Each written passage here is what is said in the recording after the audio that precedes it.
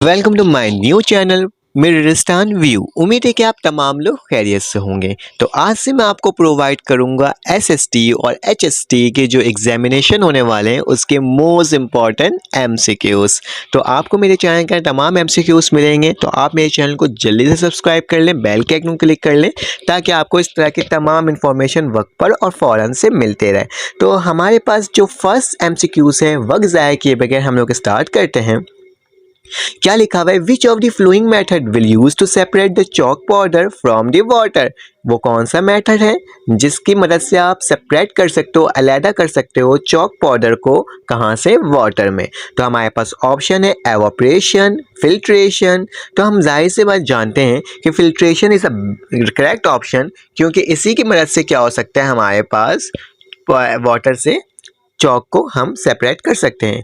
Which sense of our body are closely related. कौन सा sense of our body हमारे पास body में कौन सा ऐसा है जो कि रिलेट करता है। तो क्या है मेरे पास, touch and smell, smell and taste, taste and hearing, या सीइंग एंड टच। तो जाहिर से बट स्मेल एंड टेस्ट उससे हम लोग कर सकते हैं ना, मतलब स्मेल सुन के हम मालूम कर सकते हैं कि उसका टेस्ट कैसा हो सकता है। ठीक है, उसके बाद क्या लिखा हुआ है, which sense organs also function as a sense organ for temperature।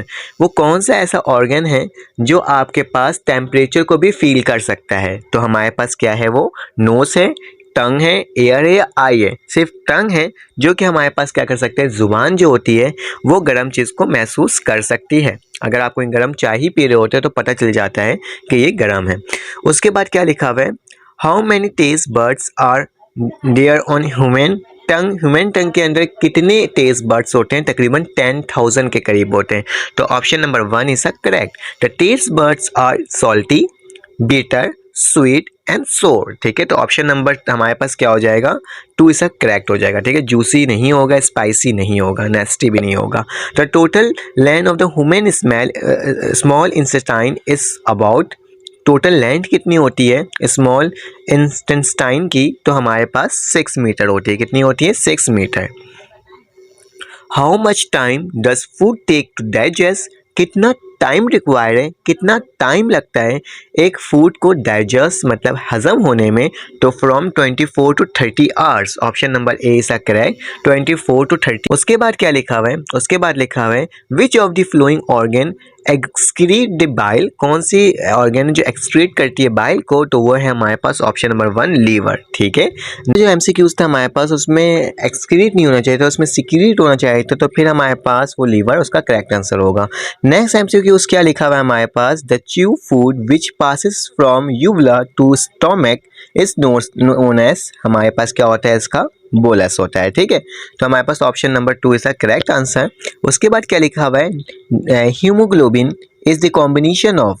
किसका कॉम्बिनेशन होता है ये, carbohydrates and fats, carbohydrates and protein, fat and protein, या फिर प्रोटीन एंड आयरन। तो हमारे पास क्या होता है, option number 4 is correct, protein and iron.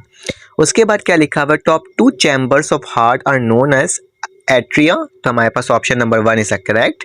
उसके बाद क्या लिखा हुआ है, a white blood cell is 2 times of the red blood cell. तो हमारे पास इसका ऑप्शन क्या होगा, अगर white blood cell is 2 times of a किसका होता है, वो रेड ब्लड सेल का होता है। तो option number 1 is a correct answer. The plasma contain water along with important. क्या कंटेन करता है प्लाज्मा, फूड केमिकल्स को। ठीक है, तो मेरे पास क्या आ जाएगा, फूड केमिकल्स आ जाएगा, वाटर के साथ साथ वो फूड केमिकल्स रखता है।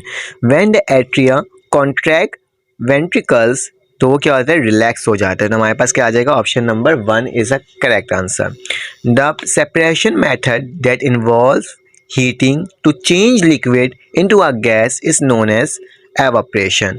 अगर लिक्विड से कोई चीज़ गैस की तरफ कन्वर्ट हो रहा हो, ठीक है, तो उसे हम क्या कह सकते हैं, उसे हम कह सकते हैं कि वो है एवाप्रेशन, वो एवाप्रेट हो रही है उसकी तमाम वैल्यूज़। ठीक है, उसके बाद क्या लिखा हुआ है, when the heavier particle of sand or dust settle down at the bottom of container, this process is known as sedimentation। ठीक है, तो इसका हम क्या कहते हैं, इसे हम कहते हैं sedimentation कहते हैं, क्योंकि तमाम चीज़ें सेटल डाउन हो जाते हैं नीचे के साइड सरफेस में कंटेनर के, तो उसे हम कहते हैं। ठीक है, तो option number 4 is a correct option. Option 18 में क्या लिखा हुआ है? The liquid from mixture is poured off into N other container by tilting the container very gently, this process is known as, क्या लिखा हुआ है? एक लिक्विड है मिक्सचर्स का, उसको आप क्या कर रहे हो? प्योर कर रहे हो, ठीक है, कंटेनर में, और बहुत जल्दी प्रोसेस में करो, तो इसको कहते क्या? उस वाले प्रोसेस को कहा क्या जाता है? तो उसके बारे में पूछा जा रहा है। तो उस प्रोसेस को कहते हैं हम लोग डिसेंटेशन। तो option number 3 is the correct answer. A substance which can be dissolve into N other substance is known as solute. उसे क्या कहते हैं? सोल्यूट। अगर एक सब्सटेंस डिजोल्व हो जाता है किसी और सब्सटेंस के साथ, तो उसे क्या कहते हैं? तो उसे कहते हैं solute. The earth spin just like a top on its axis in the anti clock direction. लिखा हुआ है अर्थ स्पिन करता है, लाइका एक लट्टू होता है ना, उसकी तरह से गोल कर रहा होता है, स्पिन हो रहा है तो गोल घूम रहा होता है, on the axis in the anti lock direction. तो किस डायरेक्शन में कर रहा होता है? वो रोटेशन कर रहा होता है ना एक तरीके से, तो हम क्या लिखेंगे? रोटेशन लिख देंगे। The rotation of earth causes day and night. Rotation of earth से हमारे पास क्या बनता है? या तो रात होती है या तो सुबह होती है। As the earth spin on its axis, it's also move around the sun. This movement is called revolution। देखिए पूरा एक आपके पास क्या आता है? ग्रिड घूमता है, तो उसे क्या कहते हैं? रिवोल्यूशन कहते हैं। ठीक है, उसके बाद क्या लिखा हुआ है? The revolution of earth causes year. ठीक है, तो पूरा गोल घूमता है तो क्या होता है? हमारे पास 1 साल हो जाता है। The total kinetic energy of particle of a substance thermal energy कहते हैं। Total kinetic energy of a particle of a substance किसके बराबर होता है? थर्मल एनर्जी के बराबर होता है। उसके बाद क्या लिखा हुआ है? The human body temperature on the Celsius is, Celsius में हमें देखना है, तो हमारे पास सेल्सियस स्केल में इसकी वैल्यू क्या होगी? हमारे पास आई थिंक सो 38 होना चाहिए। Normal human body 38 temperature in Celsius scale में होना चाहिए। तो मेरे पास ऑप्शन नंबर 1 इसका करेक्ट होगा। ठीक है, फ़ारेनहाइट में तो नहीं, फ़ारेनहाइट में 98 होना चाहिए, सेल्सियस में 38 होना चाहिए। नेक्स्ट एमसीक्यू से हमारे पास all matter is made up of tiny particles is called atom. Tiny particle से जो बना हुआ चीज़ होता है उसे क्या कहते हैं? हम एटम कहते हैं। ठीक है, ऑल मैटर तमाम चीज़। A particle which doesn't allow to electricity to pass through it is insulator. Insulator क्या करता है? किसी भी चीज़ को क्या कर सकता है? इंसुलेट कर देता है, अकेला कर देता है, मतलब वहाँ से कोई चीज़ जा ही नहीं सकता। ठीक है, तो उसे क्या कहते हैं? हम इंसुलेटर कहते हैं। उसके बाद क्या लिखा हुआ है मेरे पास? The process of pushing and pulling anything is known as force. किसी चीज़ को पुश करना या पुल करना, उसे हम क्या कहते हैं? हम उसे कहते हैं फोर्स। ठीक है, which of the following thing help to raise your lower heavy load easily. Lever की मदद से हम क्या कर सकते हैं? किसी भी भारी चीज़ को ऊपर के साइड लोड कर सकते हो।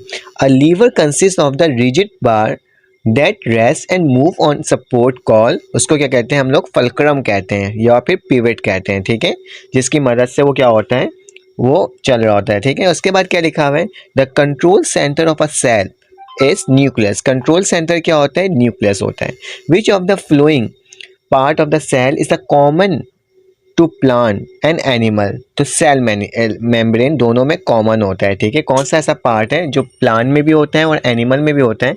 तो वो सेल मेम्ब्रेन होता है। Which of the following thing is outer covering of the cell.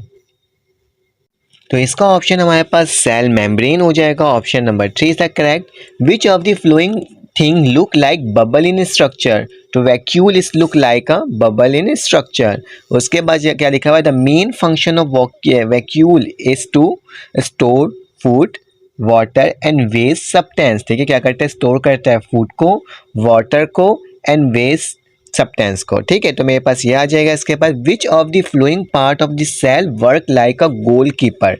तो cell membrane as a goalkeeper जैसा काम करता है। Which of the following part of a cell look like jelly in structure. तो कौन सा होता है? Cytoplasm is like a jelly in structure. The outermost covering of plant cell is cell wall. और हमारे पास लास्ट एमसीक्यूज जो है वो क्या है?